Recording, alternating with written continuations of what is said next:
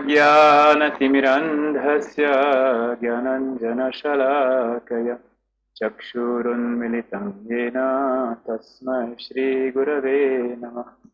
नमो ॐ विष्णुपादाय श्रीगौरप्रियमूर्तये श्रीमते भक्तिवल्लभतीर्थ गोस्वामिनामः। श्रीचैतन्यमनोभीष्टं स्थापितं येन भूतले स्वयं रूपकदा मह्यं ददाति स्वपदान्तिकम्। वन्दे नन्दव्रजस्त्रीणं पादरेणुमभीक्ष्णासा या संहरिकतोद्गीता पुनाते भुवनात्रय। वञ्चकल्पतरुभ्यश्च कृपासिन्धुभ्य एव च पतितानं पावनेभ्यो वैष्णवेभ्यो नमो नमः। नमो महावदन्याय कृष्णप्रेमप्रदायते कृष्णाय कृष्णचैतन्यनाम्नि गौरत्विषे नमः। हे कृष्ण करुणा सिन्धो दीनबन्धो जगत्पते गोपेश गोपिकान्त राधाकान्त नमोऽस्तुते। तप्त कंचन गौरांगी राधे वृंदावनेश्वरी वृषभानुसुते देवी प्रणममि हरिप्रिये। वृंदयाय तुलसी देव्याय प्रियाय केशवस्य च विष्णुभक्ति प्रदे देवी सत्यवताय नमो नमः। First of all, I offer my most respectful and loving obeisances to the lotus feet of my most revered Srila Guru Maharaj, to all Guru Vargas, to all dear Vaishnavas, to all assembled devotees, and I pray for their causeless mercy that I may be able to say something in Sri Sri Guru Varahanga's wonderful transcendental pastimes. And on this day, on the transcendental birth pastime and appearance pastime of Krishna. Hare Krishna, dear devotees, welcome to today's webinar. We are going to read the fourth verse of Sri Upadesamrita Verse, starting with Dadati Tattva. Very wonderful, famous, very, very important verse. And also we're going to hear about the Janma Lila and Avirbhav Lila of Sri Krishna. So, today is also Ekadashi. Are you having Ekadashi Titi today in Australia, or is it another day? Here it's Mahadvadashi. Yes, Prabhuji. Yeah, today, Yes, Prabhuji. Today also. Okay, good. So let us chant together verse 4.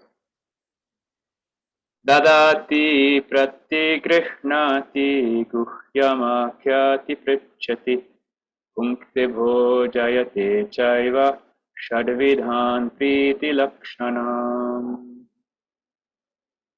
Translation.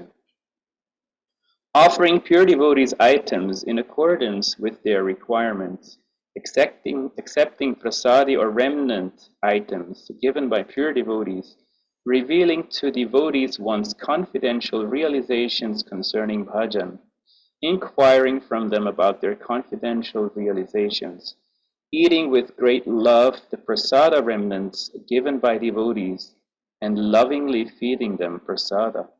These are the 6 symptoms of loving association with devotees. And then in the Upadesha Prakashika Tika, it's mentioned that the meaning of this verse is perfectly clear. It does not require elaboration. So that's why the other acharyas also, you see, they have not given too much of purport here. It's kind of self-explicatory, but still very, very important verse. Now, before we go into the purport, there is something interesting in the translation. As you see, the translation here is offering pure devotees. And note the word pure.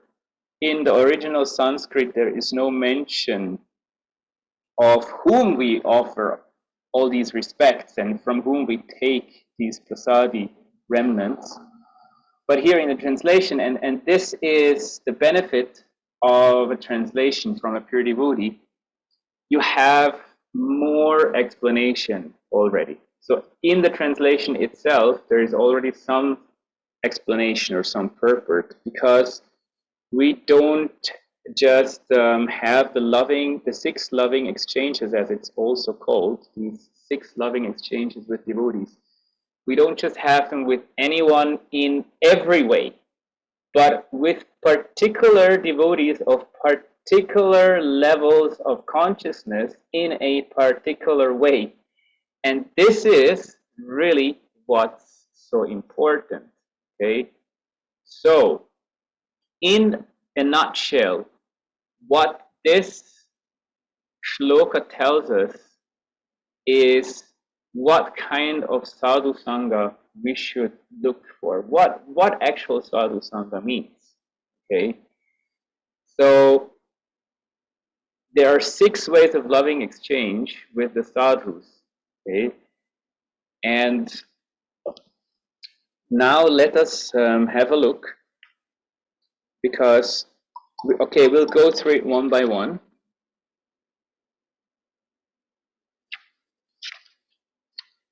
Dadati pratikrishnati. Okay, first dadati, okay, offering pure devotees those objects that are in accordance with their requirements, is the word-to-word translation here. So, of course, we can give things to all devotees, okay? It's not that we should only give things to the pure devotees. However, obviously the best benefit we will get, and everyone on this world will get the best benefit if we offer appropriate things to pure devotees, because the pure devotees, they of course know the best what to do with it, and they are of course working towards the ultimate benefit of everyone. Okay, so and of course there are ways of giving or donation in the mode of goodness, in the mode of passion, in the mode of ignorance. You will find these instructions by Krishna in the Bhagavad Gita, where he talks about dan or donation. Okay, so it's not just that you go to a supermarket and buy anything that you find on the shelf and give it to someone under any circumstance, but should be in a proper mood, and it should be something in accordance with the devotee's requirements, something that obviously the devotee wants, needs, and likes, and in a proper time also. You should know when the devotee is receptive. In Vrindavan, for example, we have a unwritten law that you don't disturb the sadhus in the morning time. So when you want to give something, you should come in the right time also. So in Vrindavan, it's usually not the morning time. For example, okay, pratigrishnati, accepting remnant items given by pure devotees. Okay, so here again, if it's food remnants, okay, especially this law applies that we should not accept food remnants from anyone unless we really know that this is a pure devotee, or at least a very, very senior devotee. That's a whole topic of itself. Of course, we cannot really 100% for sure determine who's a pure devotee and who's not, but we can hope that we understand who's a very senior devotee and who's not. Okay, that's another topic that we will have a look at in relation to other shlokas coming up here in this wonderful holy scripture. So, accepting remnant items by pure devotees. This is, of course, very, very important, because we don't just accept those items in a way that, okay, now we accept some food and we stop our material hunger by eating that food. No, it's the entire vibration, okay, that comes with the food. The consciousness actually is carried in the food, and that's why devotees should be very careful from whom they accept food, because through food comes consciousness. And in one way, if we accept food from the wrong people, it can be very diminishing the quality of our consciousness.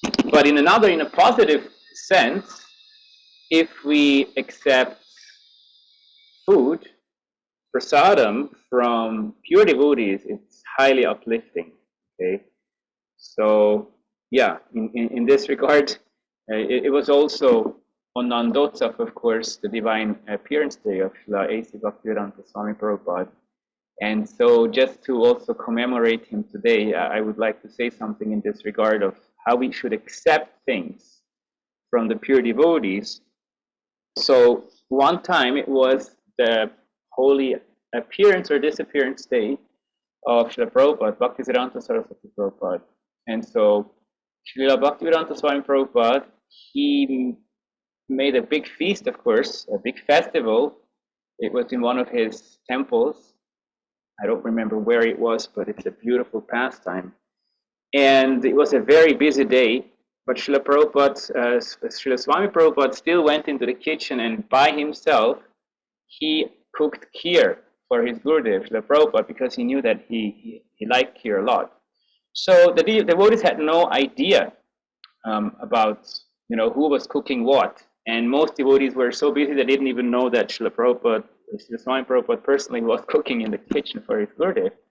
So it was a very jolly atmosphere as it is described in the memoirs, and everybody was honoring prasadam, and then at the end, and because it was a jolly atmosphere, everybody was talking to each other, and it was kind of noisy from the talk. But then at the end, when the kheer prasadam was served, suddenly the entire room became pin drop silent, and everybody was just relishing the nectar of that prasadam, of that kheer prasadam, and nobody knew why they were all just suddenly in such ecstasy from relishing that kheer prasadam that every conversation was gone, and they were just tasting that nectar. And when they were finished, they all crawled on their fours to the middle where the bucket was, and all rules out of the window. They were just eating from that bucket everything, whatever last bit they could get.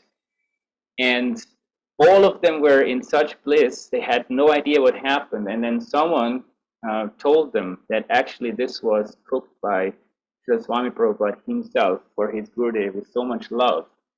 And so that's why they got this nectar, and they were immediately affected by it and got so much ecstasy. So you see the power of proper pratigrishnati, of proper acceptance of a pure item from a pure devotee is so powerful. It can immediately change your consciousness in one snap. And it works whether you know it or not. That's the wonderful thing. So it's not just a placebo thing that you kind of imagine things and then they happen. But in this case, it's very clear they had no idea that this was the item that the Prabhupada cooked.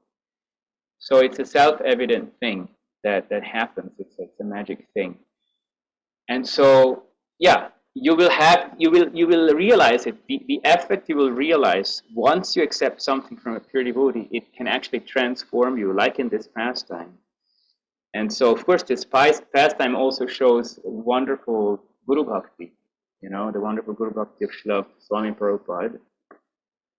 And so Pratigrishnati is very, very essential. Now, of course, you can accept many things from a sadhu. You can accept even clothings, prasadi clothings, or even sometimes new clothings, like in the temple, the sadhus, they get so many things and they just pass it on. It really is unlimited, like you can accept anything, or you can accept advice or help. And sometimes devotees are shy accepting things or help from the sadhus. Like sometimes the sadhus will even give money. Like my Guru Maharaj once told in a class that Guru is like your father. More than your father, even he is your real father, your eternal father, your spiritual father. So you should behave accordingly. You should not think he's less than your father. So one time, one of my godbrothers came to him during darshan times. I think that was in Chandigarh, somewhere in Punjab. And he was a very simple-hearted person, and that's what exactly how we should be in bhakti, you know. Sharalatahi Vaishnavata, we should have that simplicity, that very core essential quality of a Vaishnava. And he said, Guru Maharaj, you know, I've always been serving you and I've tried my best to give you donations and whatnot, but this time I'm having a really hard time financially, and I don't know what to do. And but you're my father, you know, so you can help me, and I will accept help from you if you want. So Guru Maharaj, he just said, okay, bring money, and he just gave him money right there and then, and everybody was shocked. Like all devotees were shocked. How dare you ask money from your Gurudev, you know? But Guru Maharaj was actually very much pleased. He was really, really happy because this devotee, this disciple of his, actually accepted that advice and really acted according to it. You know, the consciousness of his was really like, he's my father, so if I don't have money, of course I'll ask my father. So this is a wonderful example also of accepting things from sadhus, and of course that must have been a very ecstatic experience for that particular devotee, although he got scolded by his god brothers. So, you know, sometimes you have to act a little extraordinarily to please Guru, and then that's a good example for that, I guess. And also, in terms of being shy to accept things from sadhu, there's a beautiful teaching that I learned from Srila Bhaktivigyan Bharti Goswami Maharaj, Guru Maharaj's god brother. So he would often give things to devotees, prasadi, fruits, etc., you know. And when I was there, like, I went to him practically every day. I was there during the, you know, kind of, I call them the golden days, because really those days, you know, he was not like such a prominent initiating guru. He didn't initiate at that time. He was still a prominent Vaishnava, but, you know, hardly ever would he have like such a busy day that he didn't have time for people. So besides serving Guru Maharaj, I would go to his room and sit there, sometimes for an hour, sometimes for 2 a day, and just listen to what he was saying to other devotees and see how he would act in so wonderful ways. And he was always happy that I was there. He was never disturbed by me or anything. Of course, I would serve also. I would sometimes bring him newspaper or fruits. I knew which fruits he liked, so I used to bring those from the market. But then one day, I was going to Bhubaneswar, and he asked me which train I'm taking. I said, oh, well, I'm taking that train. And he said, wait a minute. So he reached out for his almirah, you know, his cupboard, and his sevak brought him this big train schedule, you know, the Indian Railways train schedule that's printed. It's a big book. And he started flipping through it, and I felt embarrassed because I thought like, oh, this great sadhu is trying to serve me, you know, and who am I? I should be serving him. Why is he now serving me? That's not right. I felt embarrassed, and he actually took like 10 minutes going through every possible train that I could take, and he did find a much better train than I, you know, knew about, and he told me, no, don't take that train, take this train. So, of course, I noted that train, and I took that train. It was much better. So I was very grateful to him. But then I heard this teaching from him, and that teaching cleared all my doubts regarding accepting things from sadhus. Even I wasn't embarrassed in the future to take his advice anymore. He repeated that. Yeah, he repeatedly, you know, served me. Actually, like I was saying in the previous webinar, we cannot really serve sadhus. Actually, the sadhus are serving us much more. And so this teaching is in regards to this accepting things from sadhus. He said, we can progress in bhakti by giving things to sadhus, and we can progress in bhakti by taking things from sadhus, accepting things from sadhus. And that time everybody was like, oh, really? Like, usually we don't accept service, or we should not accept service from our seniors. But he gave a beautiful example. Here in Vrindavan, in our big mutt, there was a beautiful relationship between one of the brahmacharis and a cow, okay? So I think the name of the brahmachari was Ram-gati Prabhu. Something with Ram, I think Ram-gati Das. Anyway, the cow was the most stubborn cow you can imagine. Okay, she will not, like listen to anything you tell her. She was like very rough also. She would attack people other than the sevak, and so the sevak also had a rough time with her. But what he did, Ramgati Prabhu, what he did, instead of treating her harshly, he treated her with extra love and extra attention, and always made sure that she gave her some special sweets from Thakurji, some prasad, Mahaprasad even, because he was thinking, okay, she has more trouble, so she needs more attention. That cow had a change of mind by his loving affection and became the most loving cow, the most soft cow, and giving extra milk than other cows. So see this wonderful change of heart. And what did the cow do? Did that cow serve anyone? Like, did that cow serve Ramgati Prabhu, or did Ramgati Prabhu serve the cow? Ramgati Prabhu served the cow. The cow accepted things from him, and by that had a wonderful change of heart.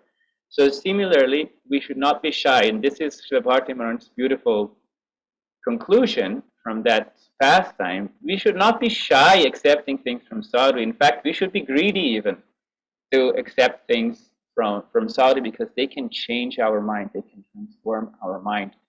And it's also beautiful to meditate on the fact that actually we are dependent like a baby on the mother's milk from Guru Guranga and the sadhus.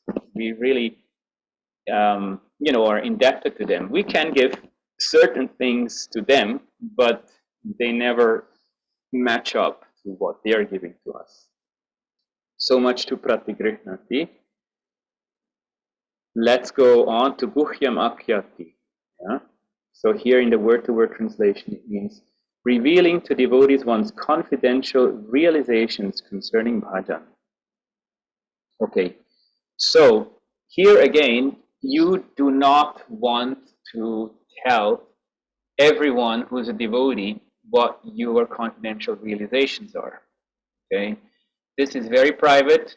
You want to reveal those to your guru, if guru is available, accessible, or Guru Vargas, very senior devotees who are pure, or who you consider pure, or are the senior devotees you are very close to. Okay. Now, Srila Rupa Goswami, in another place, he explains those devotees who are a potential for satsang, for actual sadhu sangha. Okay, because there's different types of sadhu sangha. In the beginning, when we come to the temple for the first time, everything almost is sadhu sangha. But then, as we progress, it becomes more and more refined. So Sri Rupa Goswami says there are 3 criteria for someone to be truly sadhu sangha, and these are very important. If you want to note them down, it's really something that's worth memorizing, because sadhu sangha is the most important part of our sadhana.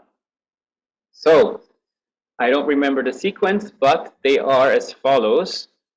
One is that devotee should be more advanced than you, obviously, yeah, because sometimes we think that because someone is wearing tilak and kantimala, or wearing saffron or whatnot, that devotee automatically is more advanced than you. Know, could be just the opposite. Those are not the guarantors of superiority. You have to actually inquire from senior devotees about the other devotee, and have a recommendation at least from someone who's really senior.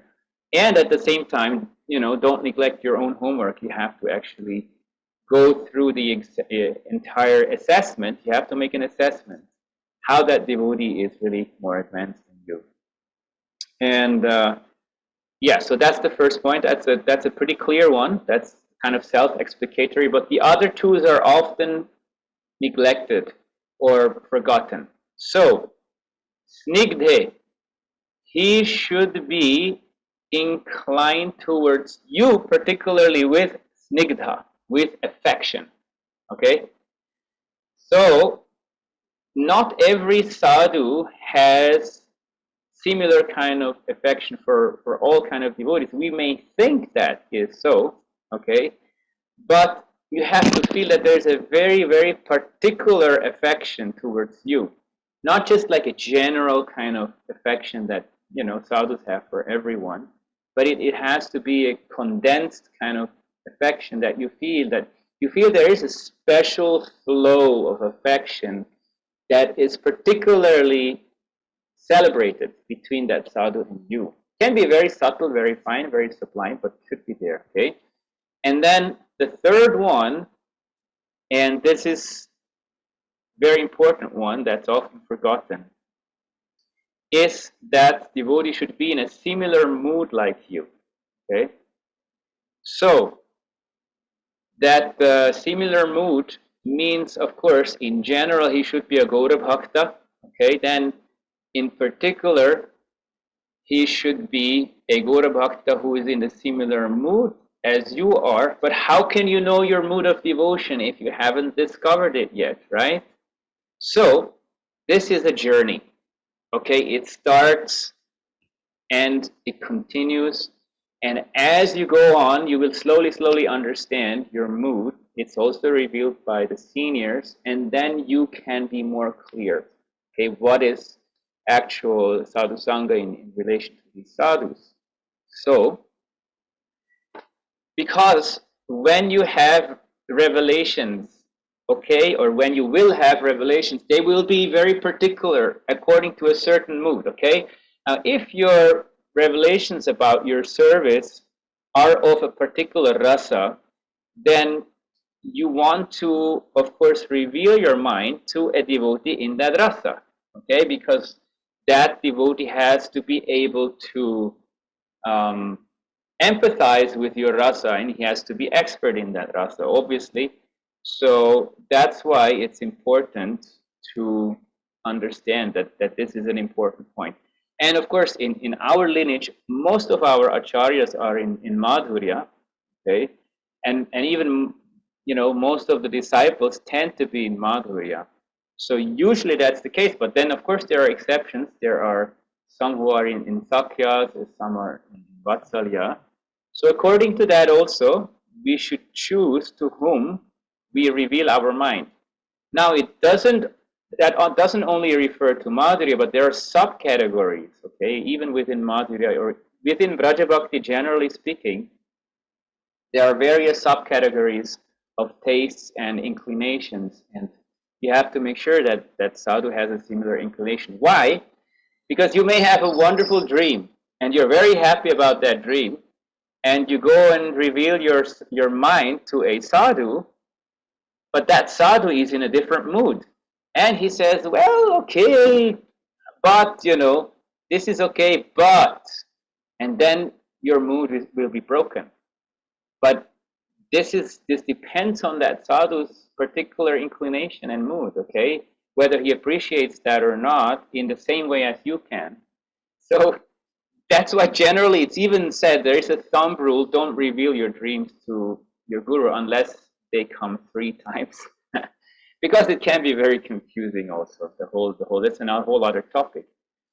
But yeah, revealing one's mind is very, very important, especially to your Diksha guru, with whom you should have a very intimate relation.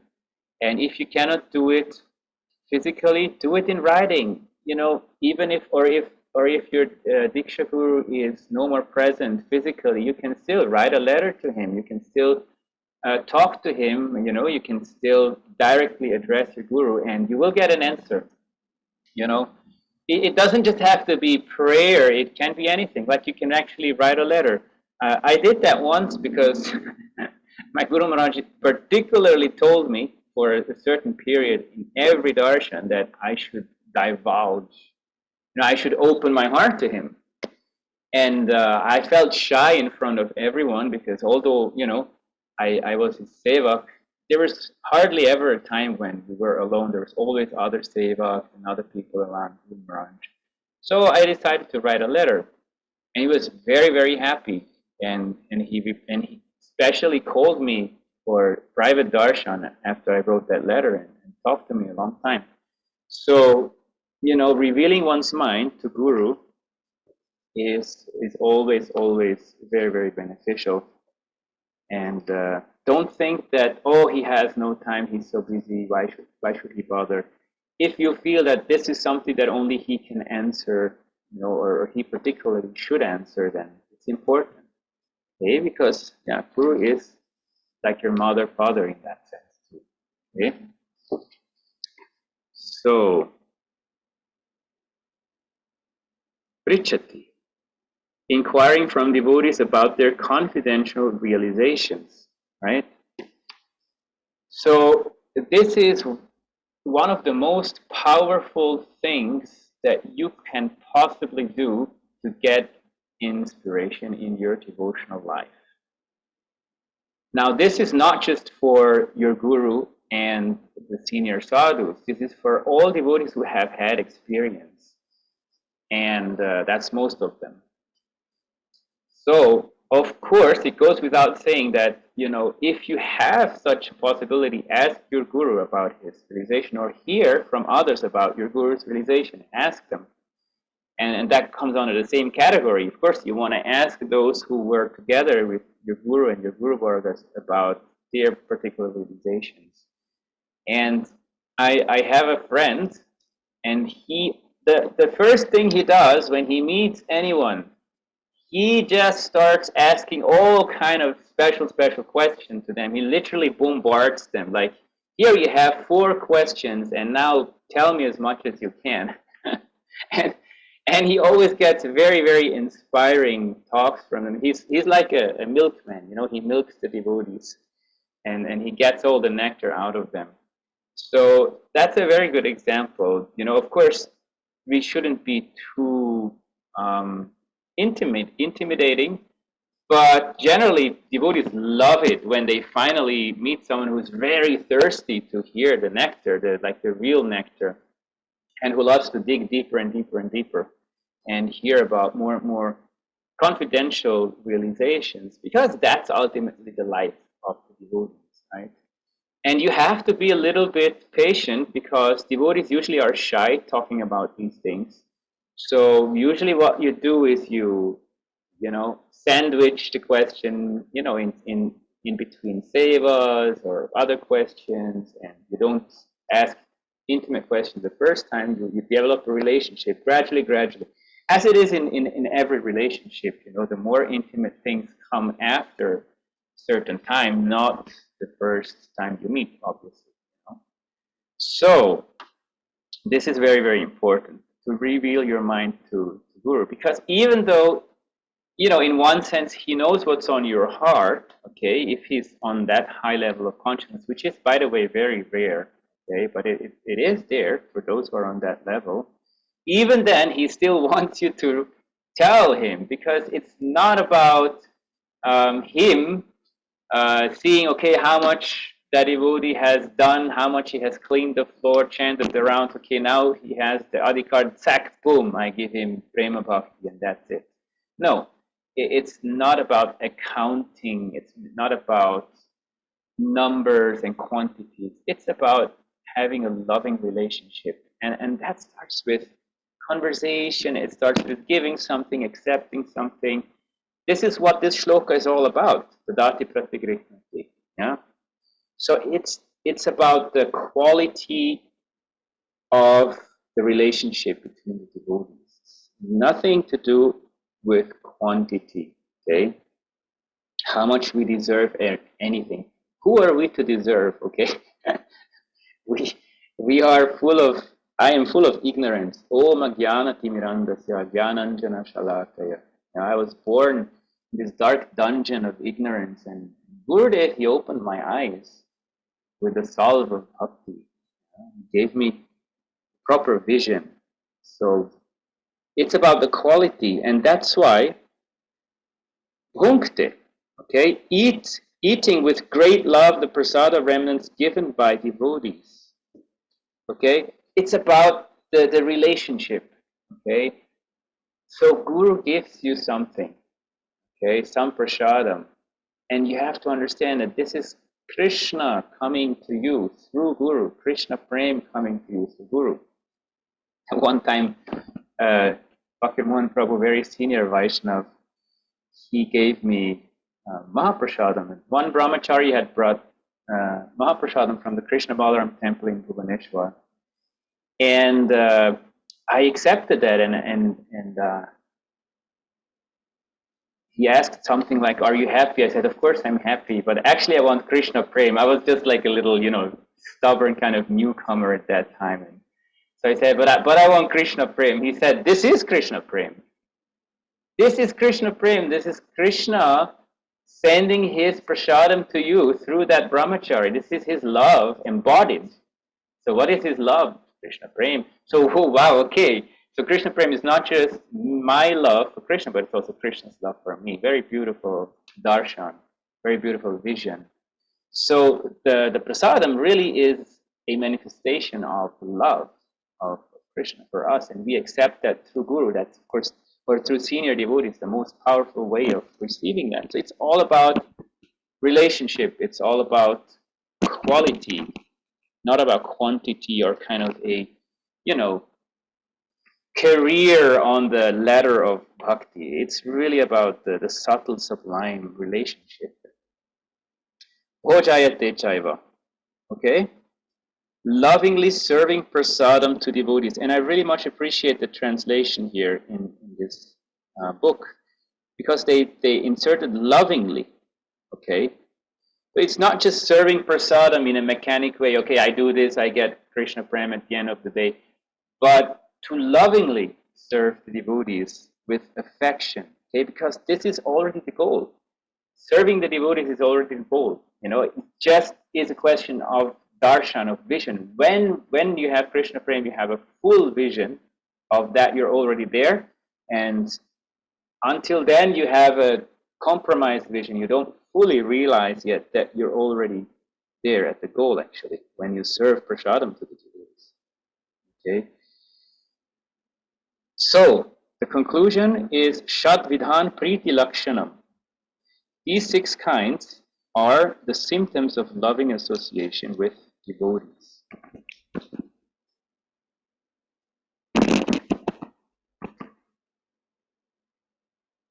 Now, from the Piyusha Varshini Vritti, I would like to just read out one sentence.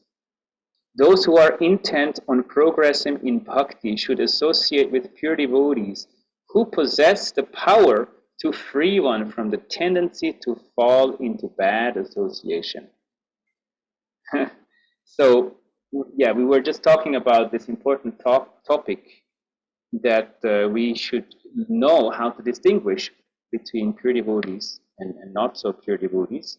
And remember, in the previous verse 3, Sangatyagat Satovrite, we discussed. Sangatyagat means to give up bad association, right? So here, this is a beautiful commentary also in that regard.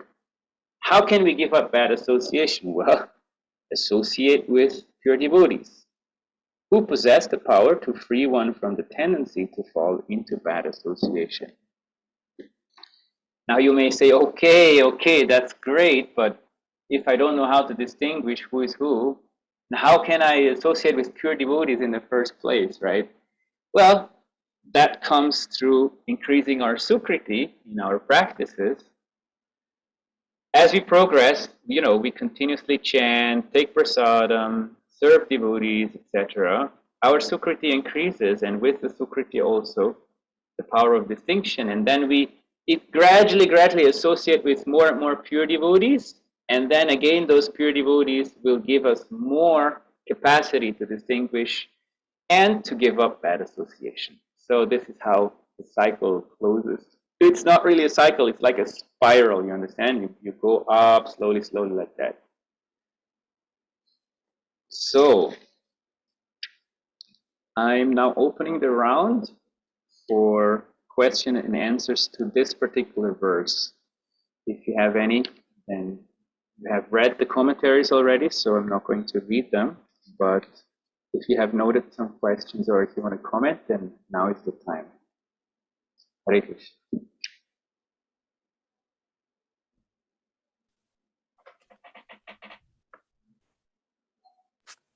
Very nice, Prabhuji. Thank you. Yeah, very nice.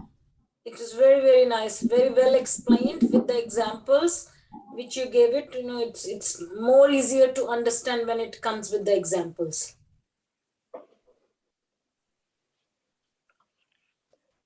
Hare Krishna, Prabhu.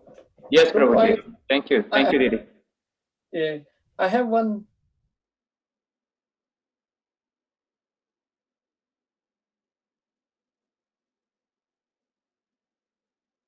Friend.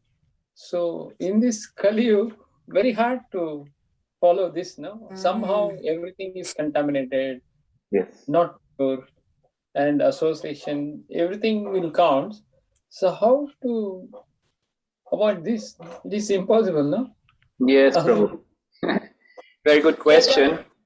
For example, Prabhuji, I want to give a thing like for me, like because we started very late, so our kids are not into too much, like they are not into this Krishna consciousness, to be honestly, they are not into this. Yes. Maybe eventually, you know, they whatever it is. Okay, so when they know that I don't go out with them and I don't eat outside, yes, I go to the vegan restaurants with them, and they know that when they want to take me for dinner, so they have to go to the vegan restaurant so I can eat over there. But when sometime their birthday come, they get really upset with me and they're really, really angry at me that I don't go with them out and I don't want to celebrate their birthday as well, you know, nothing.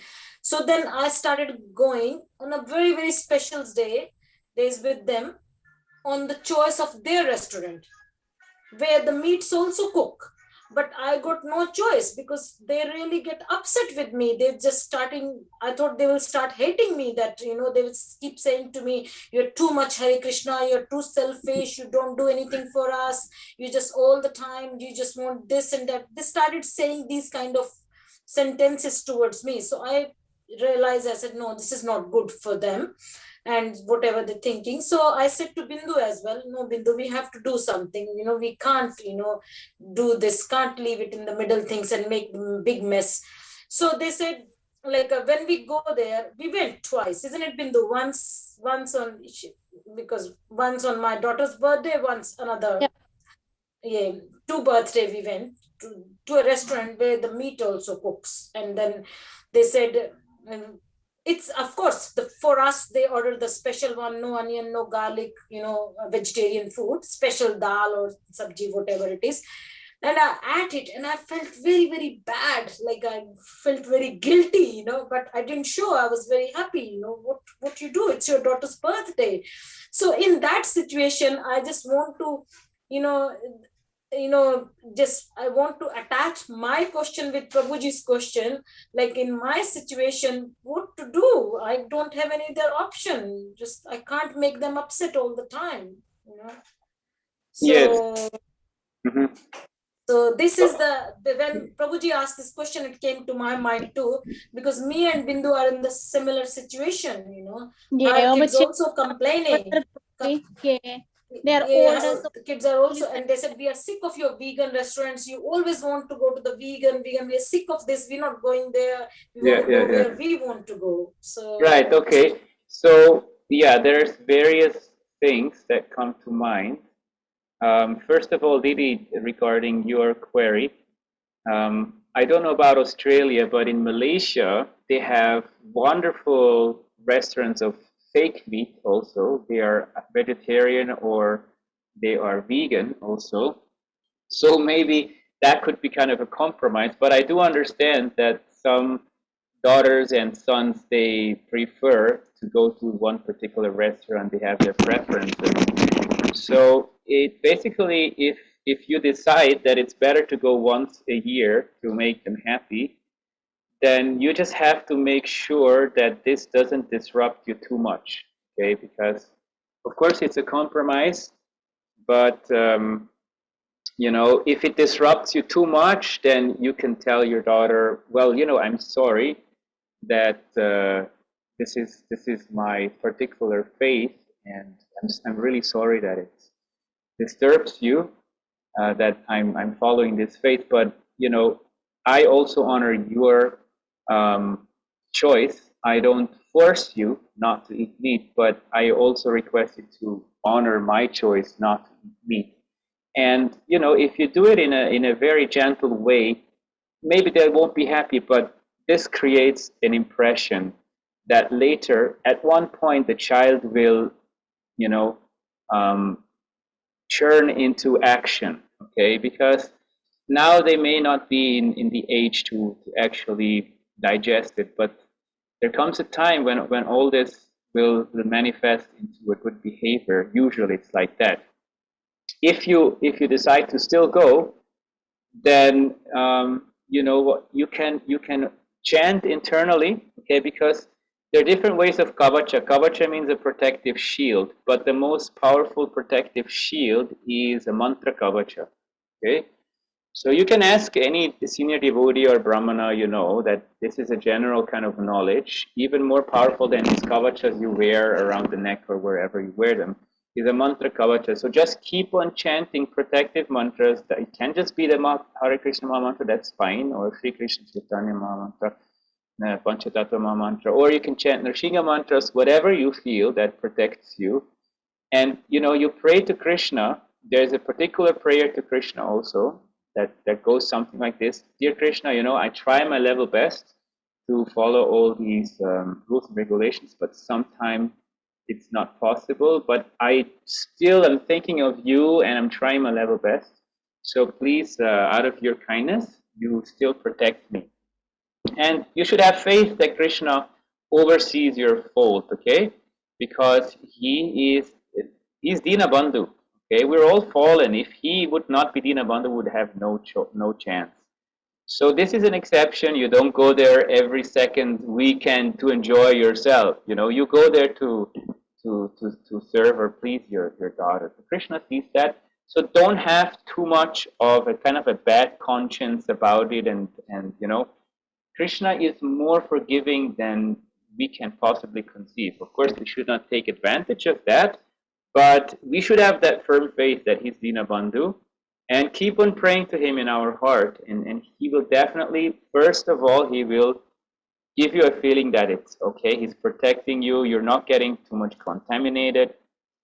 And at the same time, he will make arrangement for your future that, you know, you will have less of these kind of difficulties. So that's like the general thing we can do in these circumstances. It's all about an internal approach.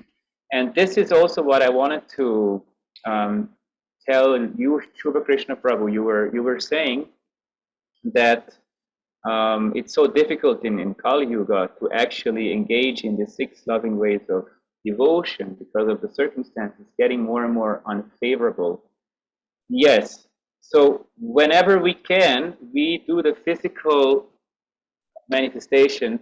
You know, to give someone something and to take something in return, it requires physical association, right, Prabhuji?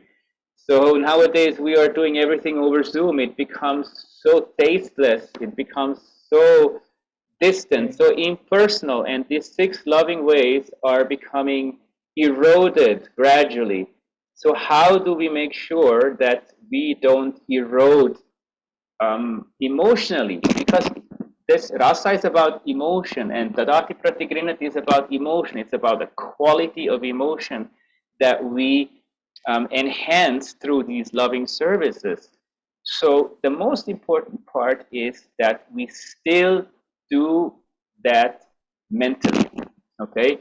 Now, very, very important, many devotees think that mental or manasik seva is just if you cannot do it physically. It's like the last resort. No, okay?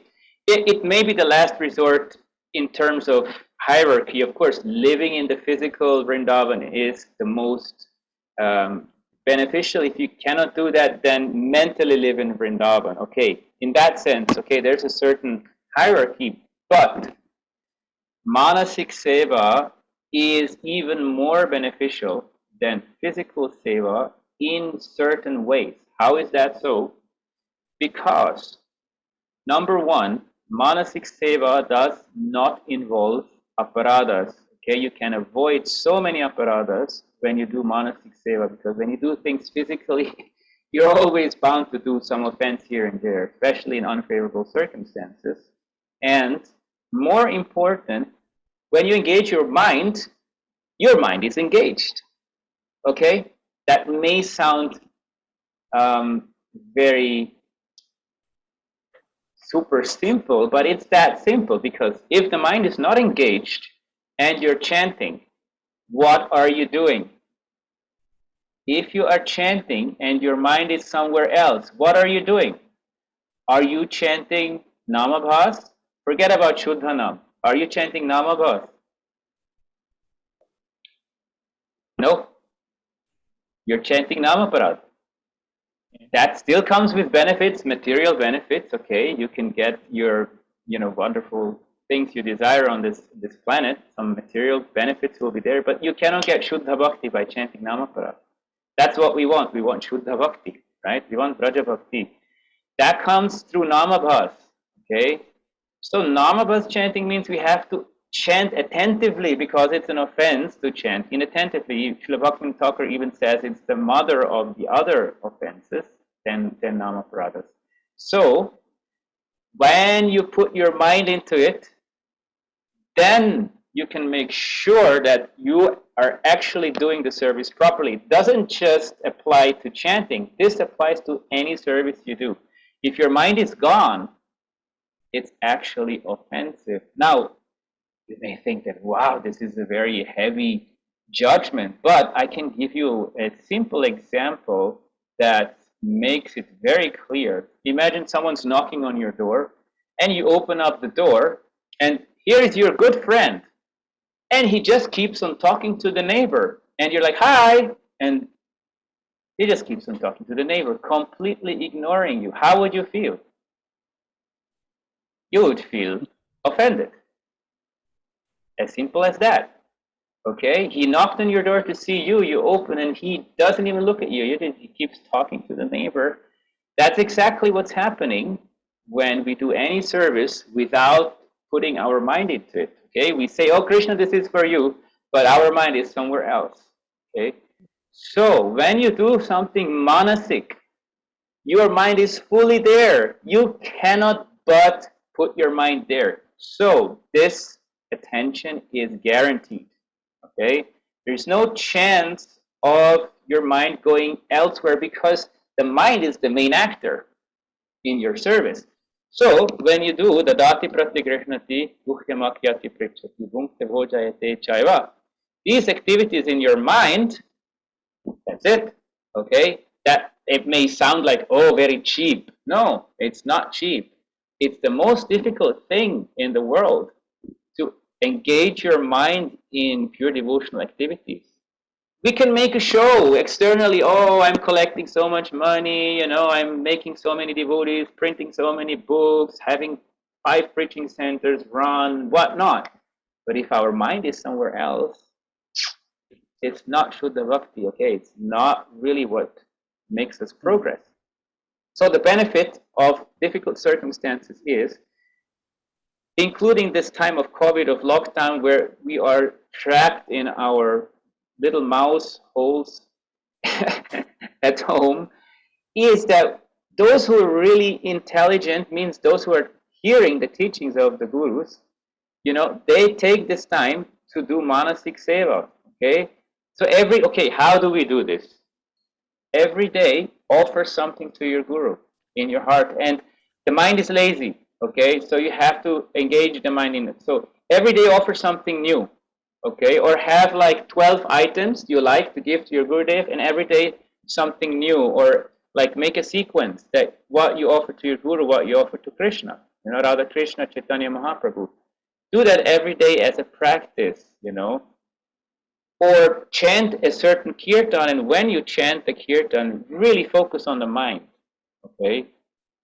So you can do this manasik seva with all these 6 loving ways of exchanges. You can do this with any sadhu, any senior devotee, anyone, even junior devotees, you know, you can offer them something. Okay, for example, if a junior devotee is having trouble, okay, you can offer in your mind, you can offer him something. How do you do that? Well, the easiest way, for example, is to say to Krishna in your heart, okay, the next round I'm chanting is for devotee such and such. It's a beautiful offering you can do for anyone, anytime, especially when they're in trouble. This is also tadati. Okay, you give something to someone spontaneously. Krishna very much likes that. Okay, this is also the dati pratigrihnati. It's very powerful. Or you can come together as a group when someone is having troubles. Like recently, a friend of mine was depressed, and we decided, let's do kirtan for this devotee. So we all gathered and we performed loud kirtan for 1 or 2 hours.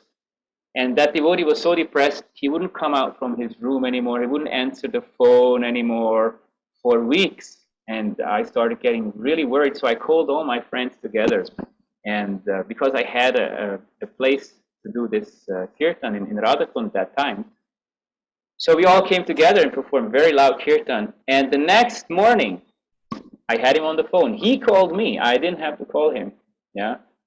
So this really works, you know. It's and you can do the same thing mentally. Okay. When you take a sankalpa, the very moment you decide I'm going to do this service, it's already very, very powerful, because you've done it in your mind. You went through it in your mind. You planned it out in your mind, and this is already seva. So Srila Guru Maharaj, he once gave a very powerful statement that confirms this fact. He said, if someone decides to have darshan of the Ganga, but he dies on the way on his pilgrimage, still he will get the full benefit of taking snan or taking darshan of the Ganga. So powerful. So from this you can understand that doing something mentally, or just taking a sankalpa, okay, we will come together, do kirtan for the devotee. When that happens, you have, 5 devotees. Okay, in 2 hours we'll meet in your place and start the kirtan. Already at that very moment, wonderful positive energy is given to that devotee, and he already gets so much benefit. Okay, so the same thing goes for all these practices. When you do them mentally, very, very powerful. So yes, in a sense it's becoming more difficult, but in another sense we are kind of forced to do things mentally, which is a a blessing in disguise for some devotees. Of course, and then we can meet on Zoom. We can have these kind of webinars and discussions. They are also another form of revealing your mind and hearing from others. But yes, the physical part, definitely we are missing, and we should also cry. We shouldn't just take it on a light shoulder and, oh, okay, we can meet on Zoom and we can scroll through Facebook. No, we should cry, really. We should cry. We cannot go to Vrindavan. We should cry that, oh, I cannot meet my Gurudev physically. And that viraha prem is very, very powerful. It cleanses the dust from our heart even more powerfully than doing service in direct association. If we really cry, that's what the acharyas have described. So again, take the negative circumstances as an opportunity and cry more, cry more. I mean, I'm in Vrindavan, but don't think I'm just dancing in ecstasy here. I also cry because I also want to have the real darshan. I mean, this is the real darshan, but my eyes are not qualified. So, we have to cry under all circumstances. And these difficult circumstances help us to cry.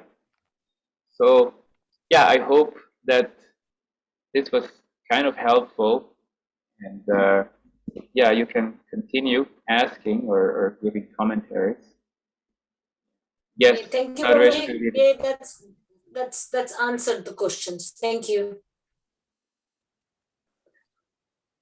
Prabhu, thank you also for the question. Is also can clarify to me. I was thinking to get to this Dadati, the six loving exchanges. I think what I understand is a sequence like this verse is very high. It's for Madhya Madhikaris because by getting to this verse we already have the confidence, the utsaha, nicha, the patience, the other to get to this point. So it's like a sequence of the verses to get to this. But I think, but like you say, they all depend on the sambandha, the relationship that we have with Guru, Krishna, and the Vaishnavas. And even like you say, thank you for encourage. In our stage, we can relate according our current level. But definitely, it's like a model. This verse is like a model. This is what I understand. Yes, Didi. Definitely, the more we progress, the more we will be able to fully embody these verses. But Upadesamrita is particularly written for the progressing devotees, starting from any level, okay? And all the verses apply to devotees of any level. I mean, because, see, if you don't know how to do sadhu sangha, okay, and we will now come to the verses where it is explained how to do sadhu sangha differently with different devotees according to their qualification. It's a very important topic, so we'll take time for that.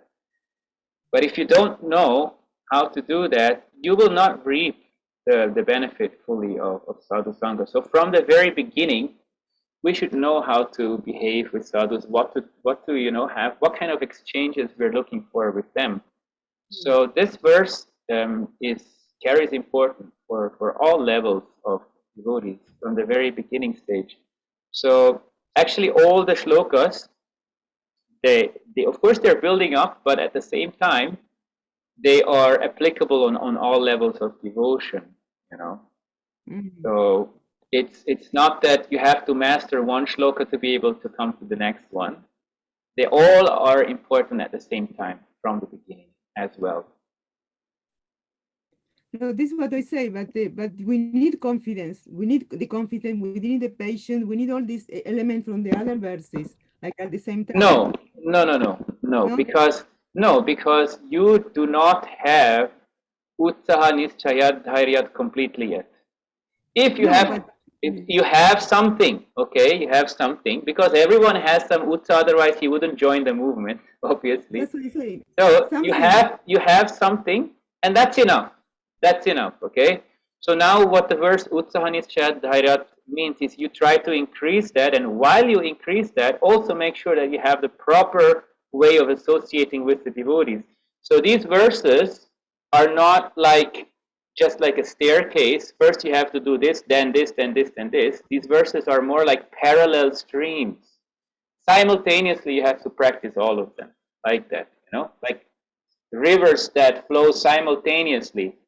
These verses are more like that. And generally Shastra, they are more like endless streams of nectar that simultaneously flow, and it's more like that than like a staircase kind of thing. Okay, and sometimes you switch from one to the other according to your circumstances, environment, and needs.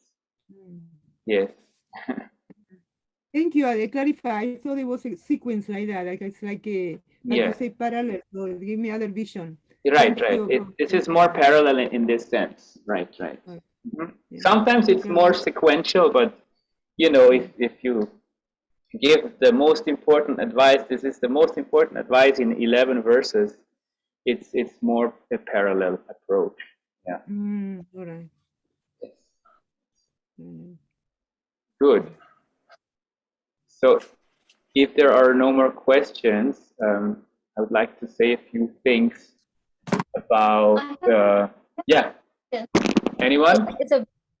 I have a question. Yes, Didi. Yes. It's a very general question. It's doesn't suit this audience as well. It's like this bhakti is love, right? It's love. Yes.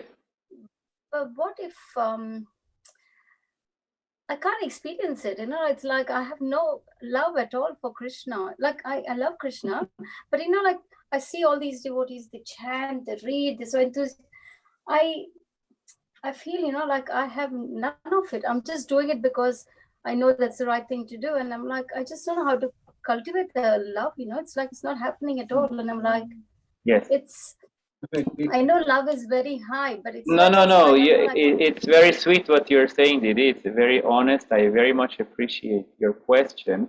And this so much reminds me of a question that one of Guru Maharaj's god sisters put to her Gurudev, Srila Bhaktivedanta Madhav Maharaj, my Param Guru Maharaj, in, I think it was Assam somewhere, maybe Guwahati. So Didi, this will be interesting for you, because this is actually a wonderful sign of simplicity that you are putting this question, because most devotees will feel shy to ask such a thing, because it's kind of, you know, exposing one's vulnerability. And so the sadhus always appreciate that when devotees do that. So Param Guru Maharaj was there in the temple, and his disciple, she put a similar question to Param Guru Maharaj. She said, Gurudev, I've been chanting now for 10 years, but I still have more love for my son than for Krishna. How is it possible? I want to experience at least as much love as I have for my son to Krishna, but it's not coming, it's not happening. I'm chanting for more than 10 years now. So actually Param Guru Maharaj was very happy that she asked that question. And so his answer was very beautiful. He said that you know your relationship to your son is your son. That's why your heart naturally flows to him. That's why there is this bhakti, okay, to your son. Don't think that to your son there's no bhakti. That's also bhakti. That's also priti. That's sneha, affection, love, devotion. So similarly, unless you really know what is your relationship with Krishna, your sambandha tattva, what is your sambandha, your relationship with Krishna, how can you expect that there to be a flow of emotion, of love, of bhakti? It's not possible, okay? Because he seems to be now like some kind of distant deity or God, or, it's very hard to connect. Okay, I'm this little menial servant. And of course, it's possible to have awe and reverence for him, but the son is much closer. Husband is much closer, all your friends are closer. So how can we have a similar kind of affectionate relationship? Is by knowing the Sambandha Tattva. That's why we discussed that also in our previous webinar. Sambandha Tattva is very, very important. And that's given, of course, by Sanatana Goswami and other acharyas. But, so the whole point is, what is my relationship to Krishna? And now, there's a beautiful way how you can intensify that vision. Okay, in the beginning, we know that Jivara Shwarupa Hoy Krishna Nityadas, that our eternal form or relationship to Krishna is that of a loving servant. Okay, but honestly speaking, we don't know much about how we are supposed to serve Krishna. If you don't know how you're supposed to serve your son, how can you serve him? How can you love him, right? So you have to be greedy. Okay, and that's exactly the most important part of Raja Bhakti is Lolyam. That greed is the most important part. You have to be greedy to know, okay, what is my service to Krishna? Of course, Guru has given us, main services like chanting, reading, doing our daily sadhanas, arti, if you have daily, whatnot, archana, etc. But to your son, you have spontaneous love, right? You want to serve him in a very special way, or to your daughter, to your, sister, family, mother, father, whatnot. To Krishna also, you should be greedy that it becomes more spontaneous. It becomes more kind of a natural kind of relationship, not such a mechanic relationship, okay? To use a little bit strong words. It's not that, sadhana bhakti is just mechanical, but it should ultimately become more spontaneous. So, Didi, your desire to have that is what counts, okay? Intensify that desire, and although it's difficult to find out what is your relationship to Krishna, for you it's difficult, for Krishna it's peanuts. He can give you that in a snap, okay? Rest assured, if you take one step to him, he runs to you with 1,000 steps. So your desire is there, he is already working on its fulfillment. It takes some time, be patient. Utsahan, nischayat, dhairyat. Dhairyat means patience. So it will come, definitely. It will come. Krishna, you should think Krishna is already working on it. I just have to be patient and wait, and one sweet day, Kabhi habe bolo she dinamar. These beautiful kirtans by Srila Bhaktivinoda Thakur that express this yearning. When will that day be mine? Very, very important. Please, all of us, we should be doing these kind of kirtans to increase our yearning, our longing. And then patience will also manifest. So, yes, Sambandha Tattva is not just I am the servant. It's more than that. Okay, I'm the servant, but I want to know more. Please, Guru and Gauranga, please reveal it to me. Every day we should crave to know more about our personal inclination, because then we start to really serve, right? Now it's kind of vague, our relationship. So how can there be, love? It's not so clear, and that's why we need to have these basics.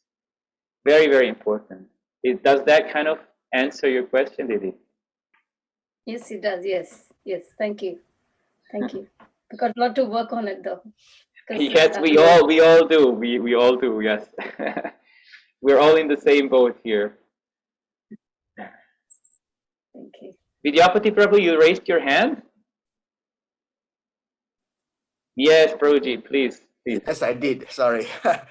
Then I thought you have answered it so correctly, but maybe I just want to say that you're giving beautiful classes, which is very nice. I really appreciate that. I mean, the verse that we just read on Upadesamrita is basically there's so many ways of trying to associate with devotees. And one of the things that we are doing right now in the Zoom meeting is that we are hearing from devotees, sharing their problems, if you like, sharing, making inquiries, in fact, in a very confidential way. So that is part of Sadhu Sangha. Thank you very much for organizing it. I only think I want to add one thing to this is that Smita, sorry, I suddenly forgot your name. I apologize. But anyhow, everybody have a tendency to. We have a potential to love. It is inbuilt in us. You cannot teach a mother to teach teach how to love a child. It's automatically there. Just like while I have a grandson now called Arjun, and so I carry him all the time to put him to sleep. And that love, is there. So it is not something that you have to learn. It is there in you. You just have to dovetail that to Krishna. That's all, And now we have forgotten about Krishna. We have forgotten about Krishna, And if you keep on thinking, praying to Krishna, chanting the name of Krishna, then actually the constitutional position of ourselves is actually a servant of Krishna. We are actually a servant of Krishna. We are not this body that we are in. We actually have a tendency to reach out to the Supreme Person, and this is Krishna. So as more and more we chant, and so the Maha Mantra particularly, this thing will wash away, and that the dirt will wash away, and then automatically naturally, our love for Krishna will flow immediately like that. So that's the way we should do. I've once, I don't know whether I've mentioned this before.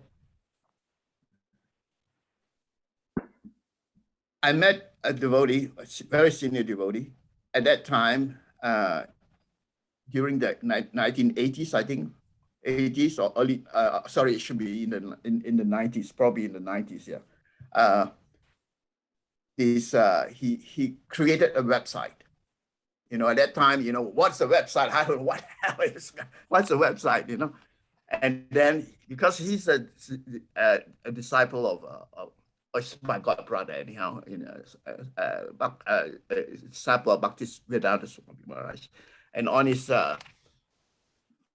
he wanted to create a website whereby all devotees, all disciples of Bhakti-Vedanta Swami Prabhupada to write something to glorify him, you know.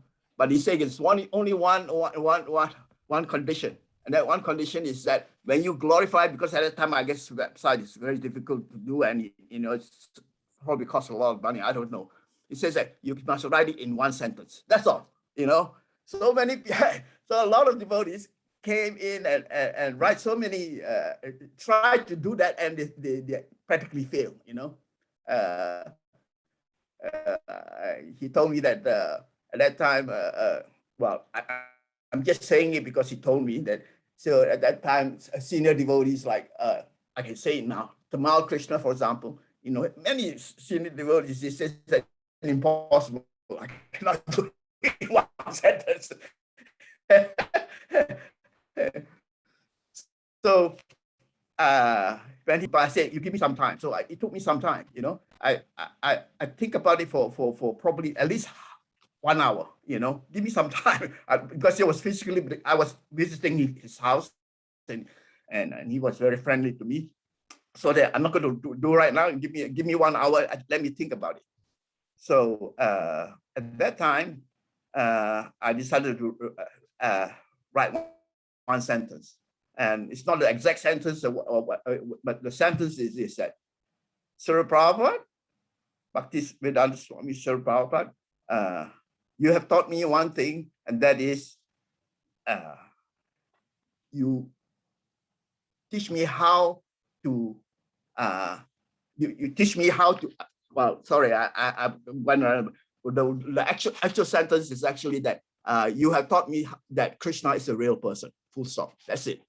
You know, so when you just like if you have a son or what, if you while I'm talking to you in Zoom meeting, I can treat you as if you are a real person. You know, so we must treat Krishna like a real person, and when that happens, then all the knowledge that you gain, all this is become nothing. You just love Krishna, that's all, because it's a person. So don't worry about the fact that you cannot have all the philosophies and all the rules and regulations that you have to follow, so much that you can't follow, I should say. Yeah. So it comes naturally. The more you think about Krishna, that Krishna become a person, a real person. You actually talk to him like as if I'm talking to you right now. You know, it's so close. It's so close. So that is how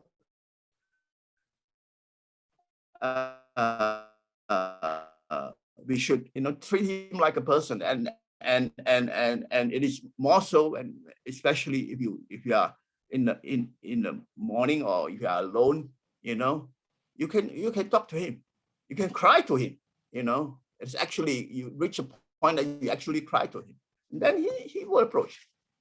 That's that without a doubt, and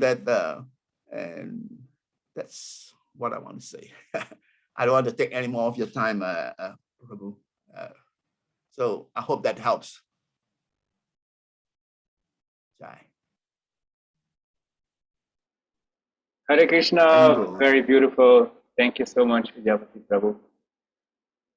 Always wonderful to hear from your insights. And we're very blessed to have such senior devotees here with us. I always feel shy to speak in front of you, but you keep on encouraging me, so I take it as a blessing.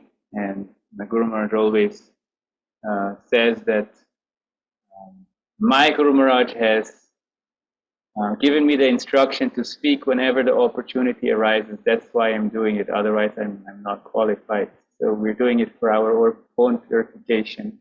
But actually, we're in the circle of very senior devotees here. So you should continue because you are so talented. I don't know anybody else know that he got a PhD on writing books. Some books. He's very conversant. He's able to speak his mind quite very much, and he's living in Vrindavan, associating with great devotees. So that you should continue. Please continue. Yeah. And one more thing I want to add, that Prabhuji has done the research on Jagannath Puri temple. He wrote the thesis and it has been approved by the Indian government. That's what he never told me, but I heard from one of his god brother. And still he never told me what's going on with the Jagannath temple research, but he did that and the thesis has been approved. And he's writing a book, or maybe he has finished the book on the Imlitala Mahattam. It's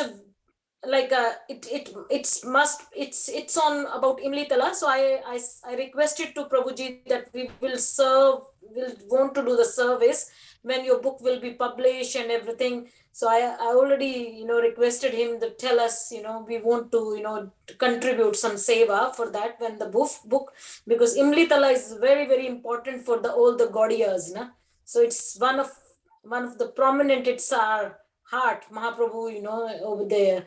So he's writing, or maybe you have finished the book, or I'm not sure, but he's doing that one more seva for that, Yes, thank you so much for all your showerings of blessings and affection. And I take it as my Guru Maharaj's affection to me through you. I'm very happy to receive your blessings, without which I am not able to survive spiritually. So thank you, Didi, also for your encouragement. In fact, my thesis is called Unity in Diversity. It's about Achinta Veda Veda Darshan. And in there, I do mention a few special things about Jagannath. So that's probably what that devotee was telling you about. And in my upcoming book called Yoga of Empathy, I will present also very special topics on Jagannath Tattva. That's another book that's not yet compiled fully. But what you were saying, Didi, Imlitala Mahatmya is finally completely composed and even edited. We just have to make the final layout with the printer and print it. So I already talked to the Acharya of Imlitala Temple. Sadhu Maharaj, in fact, he called me many times and he scolded me why I never call him. And I said, "Oh Maharaj, you are the Acharya, I am your servant. Why should I call you? I'm just, trying to fulfill your orders." So finally, this is ready for print. So I went and met Sadhu Maharaj in Delhi, and we will, find the best way to print it. And of course, we will be happy if anybody wants to contribute. And also the other books will come out soon, hopefully. And this is, of course, Guru Maharaj's blessing, and your kind affection also adds to that. And so today is wonderful exchange that's happening here by the mercy of Rupa Goswami, and this is, of course, the topic today: exchange between devotees. Tadati pratikrinati guhyamakhyati pritchati bhunkte bojayate chaiva shadvidhan priti lakshanam. So I'm very grateful to all of you for having the blessing of having such a beautiful exchange here. And I think we can talk about Krishna's Janam Leela and also his appearance Leela next time, because it's a topic that deserves a good amount of time. And just as a teaser for this topic, I can say that we will talk about, this wonderful talk of, how can Krishna be born simultaneously from Vasudeva and Devaki and Yashoda and Nanda, and how do they relate to each other, and what the Acharyas have explained on this topic. and which conception is the one that we prefer, and which conception is the one that refers to Vraja Bhakti in particular, and what is the difference between his birth Leela and his appearance Leela. Yeah?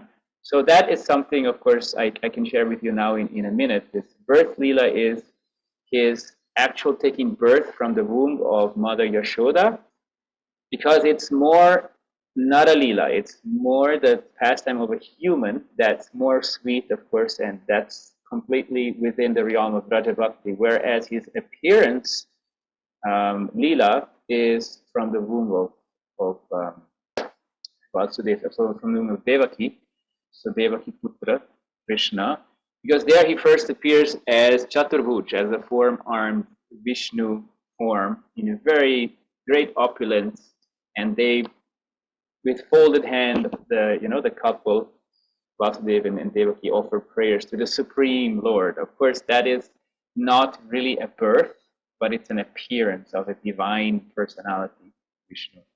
So these differences we will hear about, and so we will celebrate again Janmashtami in our hearts together. Because somehow I wasn't able to be there for you last time, and I'm very sorry because I was traveling. But I'm blessed to be back in Vrindavan, and the internet is also working here, so great. We'll use all these opportunities to continue the discussion. And yeah, if someone has any comments before we conclude, feel free to mention them now. Yeah. Prabhu, actually that Krishna appeared in Mathura, that is mixed bhav, that is half of the Aishwarya, and also even Vasudeva, no? Oh, Yes, yes, there is also Madhurya, right, correct. It's mixed, it's not just Aishwarya, correct. Yeah. But in Gokula, it's fully, completely Vatsalya bhav. There is no tinge of Aishwarya. So that's the difference. So right, we need that kind of bhav, no, for Brajat Prem. Yes, correct. Like if you're talking about pure Aishwarya, you're talking about Vaikuntha, but the planets where Bhagavan is doing his Nara Leela, because also Mathura is also mixed with sweetness, because it's also Nara Leela. Wherever there is Nara Leela, there's some kind of sweetness. So Mathura is mixed, Dwaraka is mixed, but like you're saying, Braja is pure Mathura. That's the thing. Yes, correct.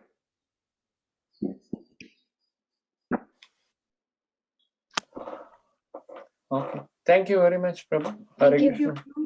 Very nice. Nice class today. Thank Beautiful. you. Thank you so much, Prabhu. Thank you, all devotees. Thank you so much. Hare Krishna Prabhuji, thank you so much. Vancha kalptarvascha Please keep on blessing and looking forward to discuss the next verse, 5th verse, and also the Janam Leela of Krishna.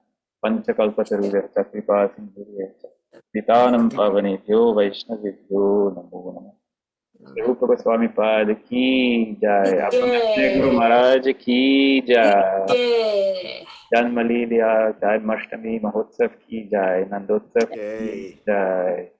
Shri Prabhupada Agarbhakti Mahamahotsav ki jai. Samagora Bhakta Vrinda ki jai. Nita Gaur Premanande Hari Hari Hari Bol. Thank you, Prabhuji. Dandavat Pranam. Hare Krishna. Thank you so much. Very nice explanation. Very nice class today, Prabhuji. Very nice. Hare Hari Bol.